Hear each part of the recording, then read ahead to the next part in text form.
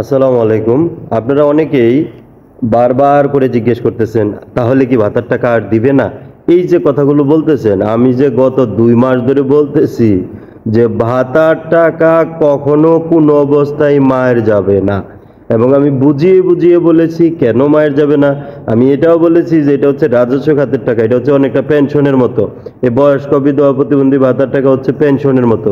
আর গর্ভবতী ভাতার টাকা হচ্ছে ৩ বছর পর এটা অটো বাতিল হয়ে যায়, নতুন আরেকজনকে নেয়, এটা হচ্ছে সিস্টেম।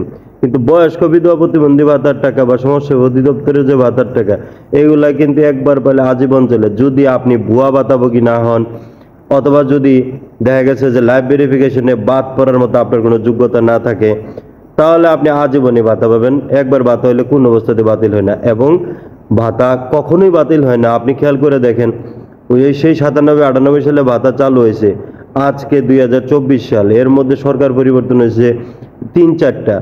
এই পর্যন্ত কি কখনোই ভাতা বাতিল হয়েছে?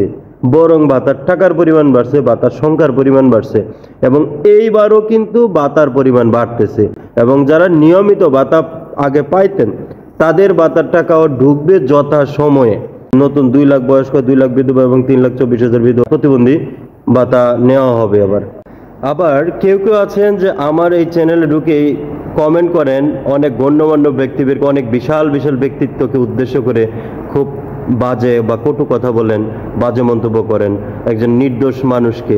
আপনি এটা করতেই পারেন, আপনার মুখ আছে, হাত আছে, বলতে পারেন, কিন্তু এটাকে বাক স্বাধীনতা বলে না।